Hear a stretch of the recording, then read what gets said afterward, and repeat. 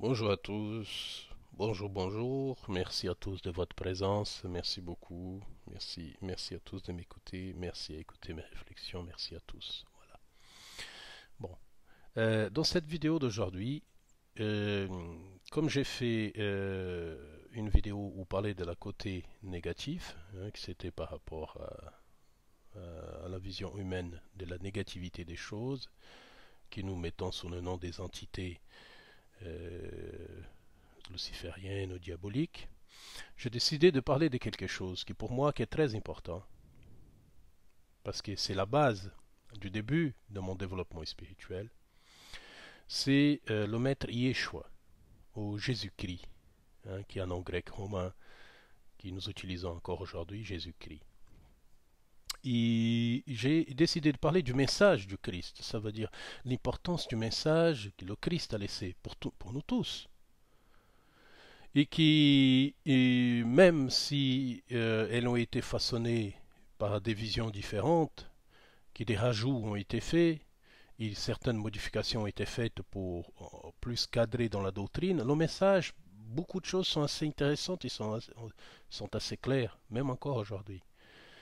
Et même quand nous regardons certains, comme c'est mon cas, que j'ai cherché plus profondément, un exemple que les premiers symboles du christianisme, c'était un poisson, vous voyez. Et le poisson, c'est le symbole de l'éternel renouvellement, vous voyez. C'était le premier symbole des chrétiens. C'était pas la croix, c'était un poisson. Alors, quand j'ai cherché dans ce christianisme plus primitif, que j'ai pu, par la suite, des siècles après, j'ai pu trouver des émanations de la gnose, du christianisme plus ésotérique, et des tas des émanations de la pensée des hommes, j'ai arrivé à une conclusion, c'est que nous enrobons énormément, surtout en Europe, bien évidemment que c'est le berceau du catholicisme, ils ont énormément enrobé le christianisme d'une pensée, on va dire, très littéraire, très érudite, on va dire, non seulement par la partie picturelle, artistique, picturelle ou même les sculptures. Un exemple, un livre que j'ai lu, Dante, La Divine Comédie, vous voyez, c'est extrêmement là-dessus.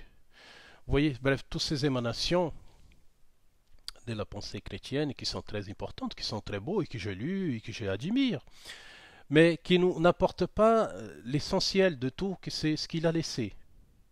C'est quoi le réel, on va dire, les réels enseignements du Christ? Qu'est-ce qu'il nous a laissé pour qu'on puisse évoluer? Moi, j'ai une vision personnelle. Je pense qu'il nous a laissé un message, un grand message, modestement c'est ma vision. Un grand message, ça veut dire, c'est un code de communication. Parce que quand vous lisez seulement les phrases du Christ, je ne parle pas, qu'il soit dans la Bible catholique, qu'il soit dans les évangiles apocryphes, parce que je les tous lus. Euh, on va dire, il y a juste celui, l'évangile des Judas, que je n'ai pas lu, mais tous les autres, Madeleine, Thomas, bref, Saint-Étienne, Étienne, bref, il y a, il y a des qui a été lapidé, bien évidemment. Euh, il y a des évangiles qui ont été faits, vous voyez, qui sont donnés à certains de ces êtres-là. Est-ce que c'est réel? Je ne sais pas. Les manuscrits de la mer morte, il y en a des évangiles qui ont été revenus se rajouter par la suite. Nous voyons aussi l'influence essénienne que Jésus a reçue. Hein. Et même, nous pouvons trouver certaines personnes parlent d'un passage éclairé de Jésus en Inde et au Tibet. Vous voyez, il y a Notovitch qui a écrit un livre qui est très intéressant, qui c'est le passage du Christ dans les pays de l'Inde, qu'il a fait des recherches dans les monastères, en Inde et au Tibet aussi, et qu'il a vu le passage et que Jésus, on l'appelait Issa. Vous voyez, le saint Issa. Ce sont toujours, comme je dis souvent, ce sont des choses humaines. Ça veut dire, il y en a beaucoup de choses qui ont été dites sur le Maître Jésus. Mais l'importance réelle de la pensée christique. C'est quoi la réelle pensée christique? Moi, dans ma modeste opinion, je pense que le Christ, comme je dis tout à l'heure, nous a donné un code de communication non seulement entre nous, mais un code de communication universel, qui est celui de l'amour, de la compassion et du pardon. Parce que quand vous lisez les paroles du Christ, celles qui ont été données, qu'ils soient dans les évangiles apocryphes, soit dans la Bible ou ailleurs, nous comprenons toujours la même chose, c'est que c'est tout le temps rempli de sagesse, rempli d'amour, rempli de compassion, rempli de pardon, rempli d'écoute, de bienveillance. Vous voyez, c'est un code universel qu'il nous a donné pour qu'on puisse se communiquer entre nous, ça veut dire qu'on puisse dépasser nos stades inférieurs, ça veut dire de l'être animal, et que nous allions vers quelque chose de beaucoup plus loin. Ça veut dire que nous pouvons transformer cet être qui nous est donné, ça veut dire ce corps physique, dans quelque chose de lumineux, de quelque chose de radieux et de quelque chose qui est beaucoup plus profond que nous puissions imaginer. Mais c'est vrai que sa vision est tout le temps positive des choses. Ce n'est pas négatif. Quelle qu'elle soit la vie que le Christ a eue auparavant, parce qu'il a dû évoluer comme nous tous, peut-être d'une façon meilleure que la nôtre. Il a eu sa vision. Et même toutes les visions sont respectables par rapport à lui. Certaines personnes, dans un catholicisme plus approfondi, croient que le Christ, c'est le Père venu sur terre. Vous voyez, c'est l'amour incarné, c'est lui, c'est le Dieu créateur de tout qui a pris forme humaine. Bref, ce sont des choses qu'on peut écouter. Vous savez, nous devons écouter tout le monde. De toute façon, nous sommes ici pour apprendre. Mais moi, ce qui m'intéresse réellement, c'est le message qu'il a laissé. Ça veut dire l'importance des choses qu'il a dites. C'est quoi la vraie importance des choses que le Christ a dit, comme ça veut dire on doit toujours faire confiance en l'autre, même si l'autre commet des erreurs. Vous voyez, le passage très connu de celui de Marie de Madeleine, ça veut dire jeter la première pierre à celui qui n'a jamais commis d'erreur. Les catholiques ont transformé ça en péché. Moi, je ne crois pas au péché. C'est respectable, les gens croient au péché. Moi, je crois plutôt à des erreurs, vous voyez, des erreurs d'apprentissage.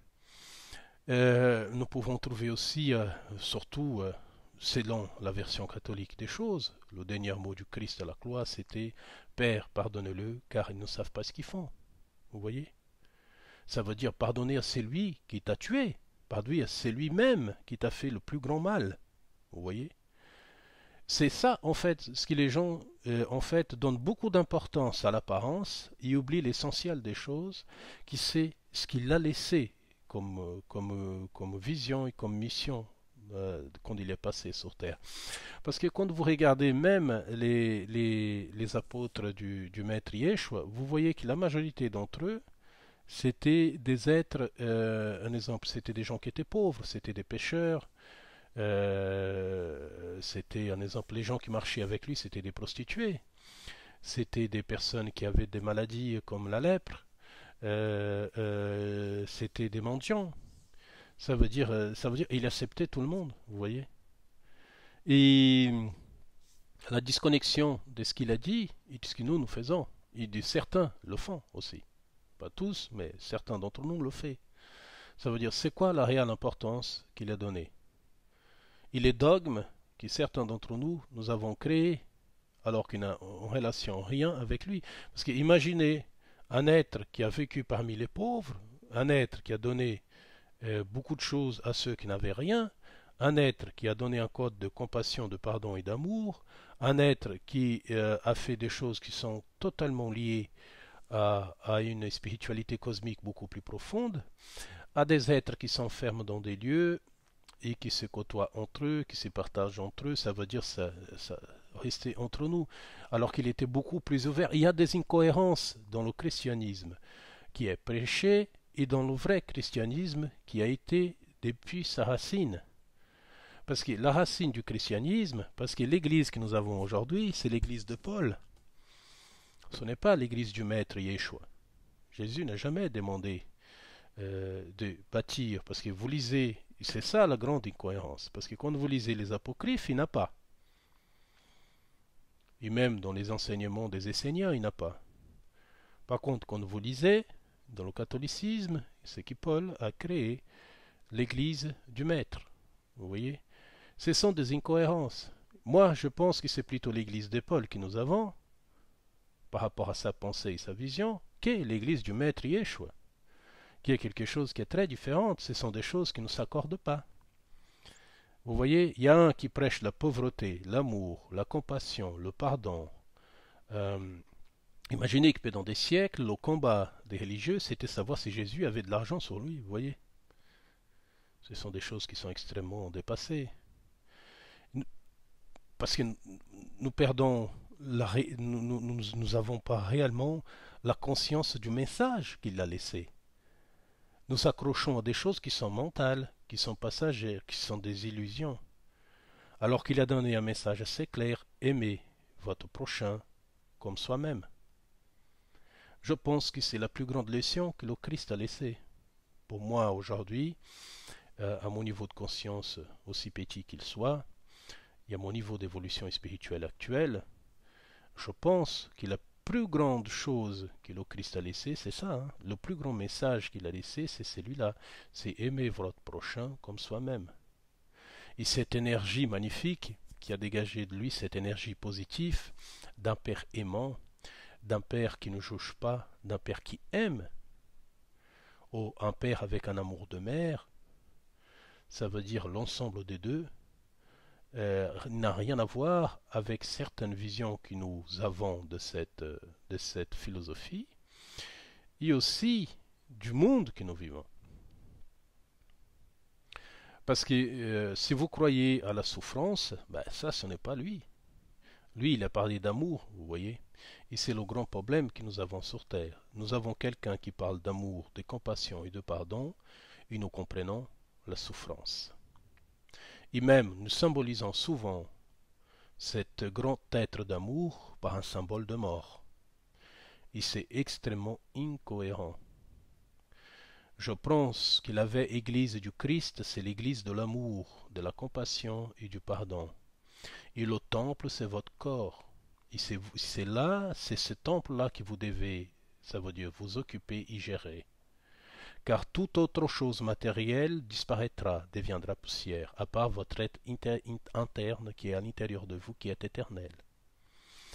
Et nous devons comprendre réellement l'importance du Maître Yeshua, du Maître Jésus, de ce saint homme que j'aime de tout mon être, que je donne mon existence à lui, c'est que nous devons comprendre la réelle importance de son passage et que les choses qu'il a laissées sont beaucoup plus grandes que nous puissions imaginer, que c'est un moyen de nous communiquer entre nous par le biais de l'amour, de la compassion et du pardon permanent, et qui aussi nous pouvons un jour nous communiquer avec d'autres qui nous semblent spirituellement, même avec d'autres corps, ou quel qu'elle soit, il n'a pas réellement d'importance, mais qui nous ressemblent, qui sont dans d'autres sphères d'évolution. Qui nous avons un code universel de communication qui a été donné par lui, qui est celui de l'amour, de la compassion et du pardon.